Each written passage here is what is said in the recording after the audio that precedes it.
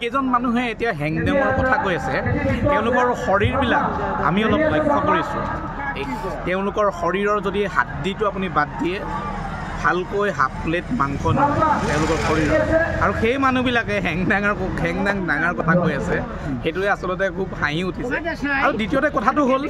যে অসমৰ সংখ্যালঘু সমাজে হেংদাঙৰ উত্তৰ হেংদাঙেৰে নিদিয়ে পিষ্টলৰ উত্তৰ পিষ্টলেৰে নিদিয়ে আমি তেওঁলোকক হেংদাং ল'ব দিছোঁ তেওঁলোকক আমি পিষ্টল ল'ব দিছোঁ অসমৰ সংখ্যালঘু সমাজে বহি আৰু কলম ল'ব বহি আৰু কলম লৈ ইয়াৰ উত্তৰ দি যাব এই তথাকথিত যিবিলাক জাতীয় নেতা আছে তেওঁলোকৰ মাজে মাজে কি হয় যে জেপবিলাক খালী হয় তেওঁলোকৰ মদ খাবলৈ পইচা নাথাকে তেতিয়া তেওঁলোকে পইচা যোগাৰ কৰিবৰ কাৰণে এইবিলাক উলট পালট কথা কৈ দিয়ে এইবিলাক একেবাৰে সাম্প্ৰদায়িক কথা অসমখন সম্পূৰ্ণভাৱে সম্প্ৰীতিৰে বসবাস কৰি আছে মানুহ ইয়াত অসম্প্ৰীতি সৃষ্টি কৰিব নালাগে ইয়াত কাজিয়াৰ সৃষ্টি কৰিব নালাগে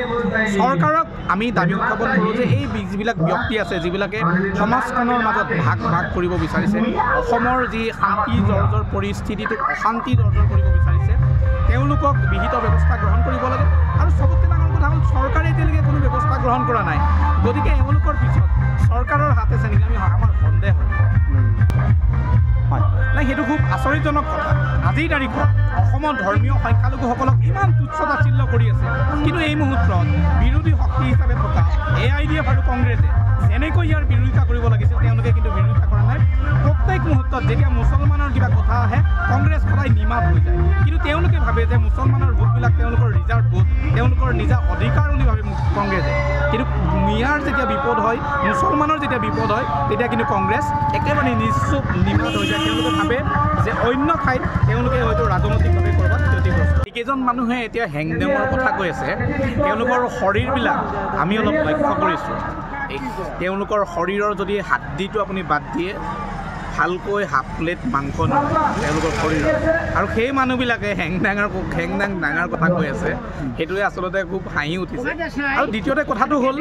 যে অসমৰ সংখ্যালঘু সমাজে হেংদাঙৰ উত্তৰ হেংদাঙেৰে নিদিয়ে পিষ্টলৰ উত্তৰ পিষ্টলেৰে নিদিয়ে আমি তেওঁলোকক হেংদাং ল'ব দিছোঁ তেওঁলোকক আমি পিষ্টল ল'ব দিছোঁ অসমৰ সংখ্যালঘু সমাজে বহি আৰু কলম ল'ব বহি আৰু কলম লৈ ইয়াৰ উত্তৰ দি যাব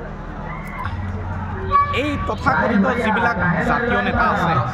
তেওঁলোকৰ মাজে মাজে কি হয় যে জেপবিলাক খালী হয় তেওঁলোকৰ মদ খাবলৈ পইচা নাথাকে তেতিয়া তেওঁলোকে পইচা যোগাৰ কৰিবৰ কাৰণে এইবিলাক উলট পালট কথা কৈ দিয়ে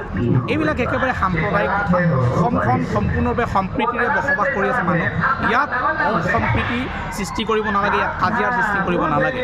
চৰকাৰক আমি দাবী উত্থাপন কৰোঁ যে এই যিবিলাক ব্যক্তি আছে যিবিলাকে সমাজখনৰ মাজত ভাগ কৰিব বিচাৰিছে অসমৰ যি শান্তি পৰিস্থিতিটোক অশান্তি দৰ্জৰ কৰিব বিচাৰিছে তেওঁলোকক বিহিত ব্যৱস্থা গ্ৰহণ কৰিব লাগে আৰু চবতকৈ ডাঙৰ কথা হ'ল চৰকাৰে এতিয়ালৈকে কোনো ব্যৱস্থা গ্ৰহণ কৰা নাই গতিকে এওঁলোকৰ পিছত চৰকাৰৰ হাত আছে নেকি আমি আমাৰ সন্দেহ হয় নাই সেইটো খুব আচৰিতজনক কথা আজিৰ তাৰিখত অসমৰ ধৰ্মীয় সংখ্যালঘুসকলক ইমান তুচ্ছ তাচ্ছিল্য কৰি আছে কিন্তু এই মুহূৰ্তত বিৰোধী শক্তি হিচাপে থকা AIDF আৰু কংগ্ৰেছে যেনেকৈ ইয়াৰ বিৰোধিতা কৰিব লাগিছিল তেওঁলোকে কিন্তু বিৰোধিতা কৰা নাই প্ৰত্যেক মুহূৰ্তত যেতিয়া মুছলমানৰ কিবা কথা আহে কংগ্ৰেছ সদায় নিমাত হৈ যায় কিন্তু তেওঁলোকে ভাবে যে মুছলমানৰ ভোটবিলাক তেওঁলোকৰ ৰিজাৰ্ভ ভোট তেওঁলোকৰ নিজা অধিকাৰ বুলি ভাবে কংগ্ৰেছে কিন্তু মিয়াৰ যেতিয়া বিপদ হয় মুছলমানৰ যেতিয়া বিপদ হয় তেতিয়া কিন্তু কংগ্ৰেছ একেবাৰে নিশ্চুপ নিমাত হৈ যায় তেওঁলোকে ভাবে যে অন্য ঠাইত তেওঁলোকে হয়তো ৰাজনৈতিকভাৱে ক'ৰবাত ক্ষতিগ্ৰস্ত যিকোনো খবৰৰ বাবে যোগাযোগ কৰক 7099017330 লগতে 7099017110 নম্বৰত